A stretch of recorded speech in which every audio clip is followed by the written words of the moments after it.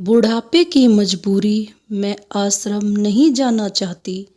मेरे पति के देहांत के बाद मैं अपने इकलौते बेटे के यहाँ रहती थी।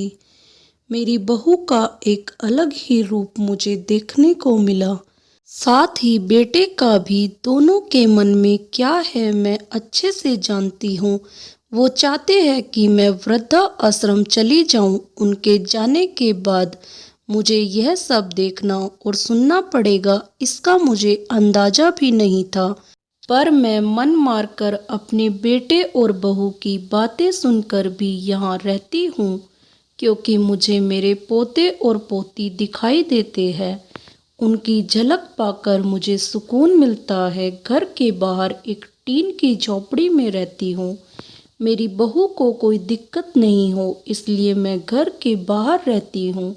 बेटे ने थोड़ी मेहरबानी की है तो ऊपर टीन की चादर लगवा दी है। समय समय पर थोड़ा राशन दे देता है तो मैं अपना बनाकर खा लेती हूँ। मैंने अपने बेटे को कह दिया है कि मेरी वजह से उन दोनों को कोई प्रॉब्लम नहीं होगी। बस मुझे यही रहने दे, इस घर में मुझे मर जाने दे। मैं बस यही चाहती हूँ। मैं अपने आप को खुशकिस्मत समझती हूँ कि मेरे बेटे और बहू कम से कम मेरे लिए इतना तो कर रहे हैं। मेरा बेटा सुबह 9 बजे नौकरी जाता है और बच्चे भी उसी समय स्कूल जाते हैं। फिर शाम को 6 बजे मेरा बेटा वापस आता है। बच्चे 3 बजे आते हैं। उन्हें आते जाते निकलते देख मुझे बड़ा सुकून मिलता है। मेरे पति के दोस्त जब कई दिनों बाद आए, मेरे पति के दोस्त थे, उनकी पत्नी का भी स्वर्गवास हो गया है। उस समय पर वो हमारे घर पर आया करते थे।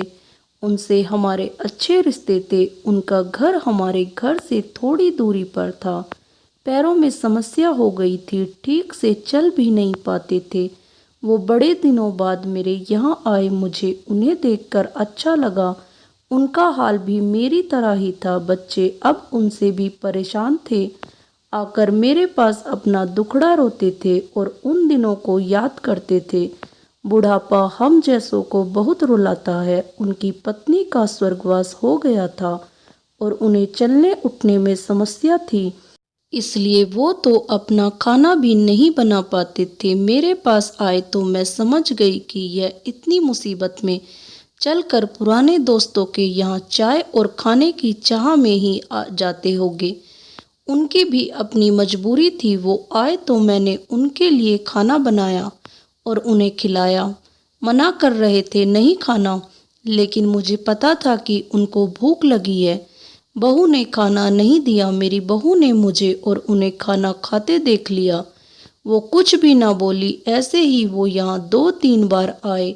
जब भी वो आते मैं उन्हें खाना खिलाती। फिर उनके जाने के बाद जब मेरा बेटा आया तो बहू कहती है कि तुम्हारी माँ कितनी बेशरम है, पता नहीं किस किस को आजकल बुलाकर खाना खिला रही है। बड़ी मुश्किल से कमाया जाता है और यह लुटाने में लगी है। इनकी राशन बंद करो, कुछ दिन भूखी रहेगी तो अकल ठिकाने आएगी। मैंने कहा कि मैं अपने हिस्से का उन्हें खिलाती हूँ। तुम्हारे पिता के पुराने मित्र है। फिर भी बहू का उल्टा सीधा बोलना शुरू रहा।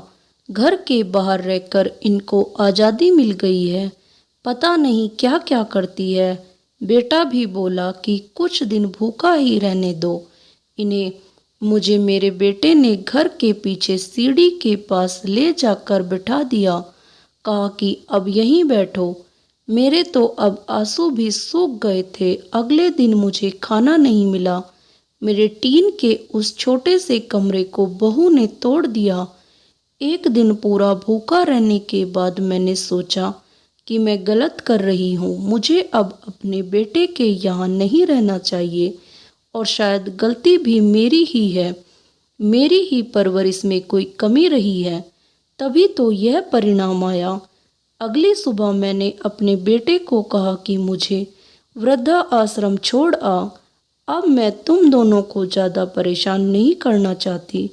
बहू ने कहा कि एक दिन भूखी रही तो अकल ठिकाने आ गई ना। बेटे के चेहरे पर भी अजीब सी खुशी थी। जल्दी से तैयार हो गया मुझे छोड़ने के लिए।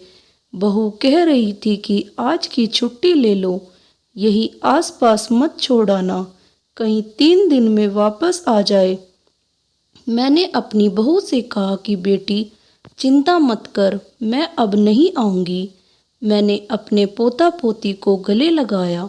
मुझे पता था कि अब मिलना नहीं हो पाएगा।